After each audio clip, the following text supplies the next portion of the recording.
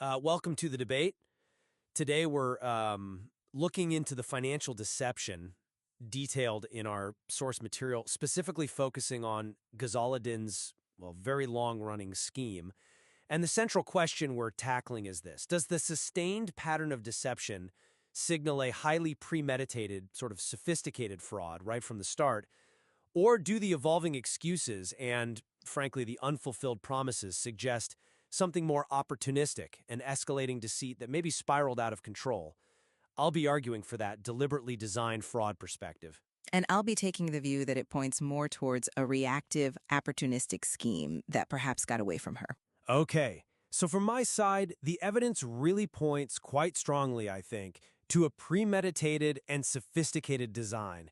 I mean, the initial proposition itself, buying flats in blocks of 4 to sell for double minus the fee, that suggests a structured, appealing, and pretty clearly articulated fraudulent setup from the get-go. And the sheer longevity, it's quite something.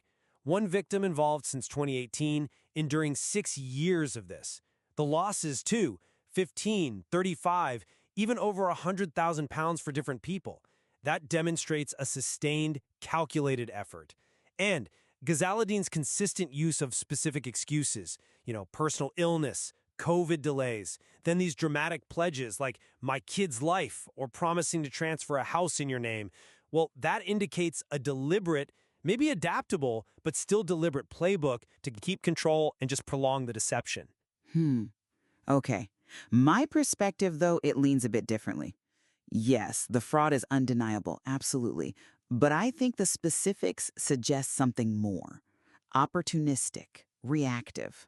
A scheme may be struggling to keep its story straight. The excuses, for me, don't feel like part of some seamless plan. They seem to escalate, almost in desperation, right? From generic things like, I'm not well, to these really intense personal pledges, my kid's life. And then these grand but ultimately empty offers, like put that house in your name. And the narrative itself, it mentions victims having a long thing chasing this lady. That implies they had to actively pursue her.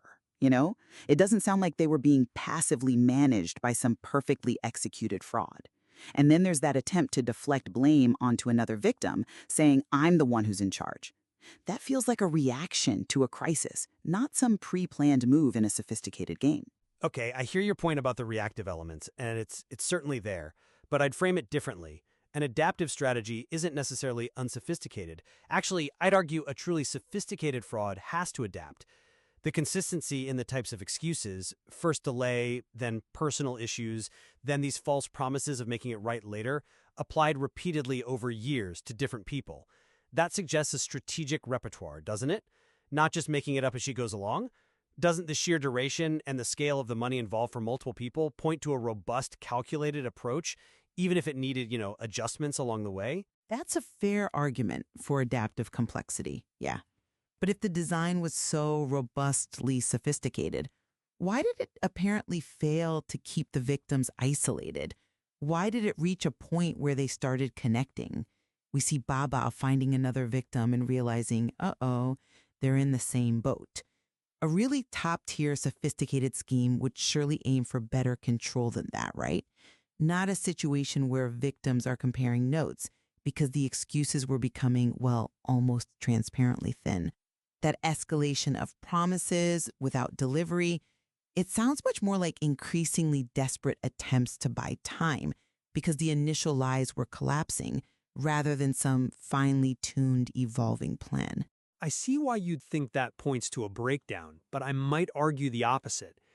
The very persistence of the scheme, even with these maybe flimsy appeasements, could actually underscore a foundational, premeditated design.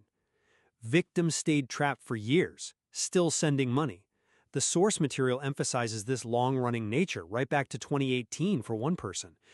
So even the desperate tactics, as you call them, they worked to prolong the fraud, effectively keeping victims invested and hopeful. This long-term exploitation, even if the execution of specific promises wasn't perfect, still points back to an original calculated intent, in my view. Longevity is definitely a factor, I grant you that. But look, Even a poorly managed scheme can drag on if victims feel stuck or, desperate themselves. The key question isn't just that it lasted, but how. Relying on increasingly obvious lies, shifting blame, that sounds like a system under serious stress, not some masterfully managed operation adapting smoothly. The persistence in this light seems maybe more a testament to the victim's difficult situation, how hard it is to get out of that kind of web, rather than proof of initial high-level sophistication. It feels like it's spiraled, with Ghazala Din just reacting to pressures piling up, rather than executing phase 2 of some grand plan. So, to summarize my position, the enduring nature of these financial losses, combined with the recurring patterns of strategic delays and false promises, even with their variations, they fundamentally reveal, I believe, a premeditated design by Ghazala Din to exploit these individuals over a very long time. The consistency of the underlying tactics speaks volumes. And from my side, while the intent to defraud is absolutely clear, the increasingly desperate pledges, the ones that never came true, and that reactive attempt to shift blame, well, that suggests a scheme that spiraled into opportunistic deception as the initial promises inevitably fell apart. It points to a more chaotic, less controlled evolution of deceit, rather than a single perfectly executed master plan from day one. Well, this discussion really highlights how these prolonged frauds can be complex, showing elements of both perhaps premeditation and reactive desperation. It certainly underscores the challenge in neatly categorizing these things. Absolutely. And it highlights the devastating shared experiences of those caught in such webs for years. There's definitely more to unpack in the source material regarding these troubling patterns.